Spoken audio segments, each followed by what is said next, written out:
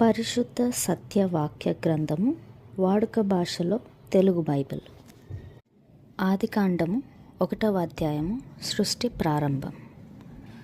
ఆదిలో దేవుడు ఆకాశమును భూమిని సృష్టించాడు. భూమి ఆకారం లేనిదై శూన్యముగా ఉంది. చీకటి అగాధ జలములపైన కమ్మి ఉంది. దేవుని ఆత్మ జలాలపై సంచరించుచుండేది. వెలుగు కలుగుగాక అని దేవుడు ఆజ్ఞాపించగా వెలుగు కలిగింది. వెలుగు మంచిదని దేవుడు చూశాడు. దేవుడు వెలుగును చీకటిని వేరు చేశాడు. దేవుడు వెలుగుకు పగలని, చీకటికి రాత్రని పేర్లు పెట్టాడు. సాయంకాలము ఉదయము కావడంతో మొదటి రోజు అయ్యింది. జలాల మధ్య ఒక విశాలము కలుగునుగాక, అది జలాలను ఒకదాని నుండి వేరొక దానిని వేరుపరుచునుగాక అని దేవుడు ఆజ్ఞాపించాడు. దేవుడు విశాలాన్ని చేసిన తర్వాత విశాలం క్రింద ఉన్న జలాలను, మీద ఉన్న జలాలను వేరు చేశాడు. అది ఆ ప్రకారమే అయ్యింది. దేవుడు విశాలానికి ఆకాశమని పేరు పెట్టాడు. సాయంకాలము ఉదయము కావడంతో రెండో రోజు అయ్యింది.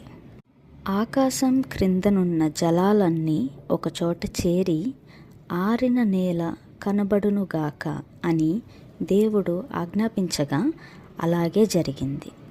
దేవుడు ఆరిన నేలకు భూమి అని, జలరాశికి సముద్రము అని పేర్లు పెట్టాడు. అది మంచిదిగానున్నట్లు దేవుడు చూశాడు.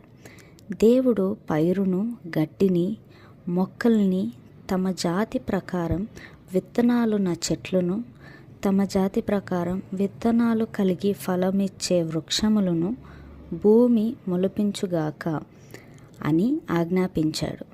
ఆ ప్రకారమే జరిగింది. భూమి పైరును, గడ్డిని, మొక్కలని, తమ జాతి ప్రకారం విత్తనాలున్న చెట్లను, తమ జాతి ప్రకారం విత్తనాలున్న ఫలాలనిచ్చే వృక్షాలను మొలిపించింది. అది మంచిదని దేవుడు చూశాడు. సాయంకాలం ఉదయం కలగగా మూడవ రోజు అయ్యింది.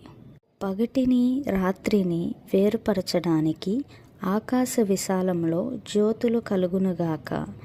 అవి ఋతువుల్ని, రోజుల్ని, సంవత్సరాలని గుర్తించడానికి తోడ్పడునుగాక. భూమిపై వెలుగునివ్వడానికి అవి ఆకాశ విశాలంలో జ్యోతులై ఉండునుగాక అని దేవుడు ఆజ్ఞాపించగా అలాగే అయ్యింది.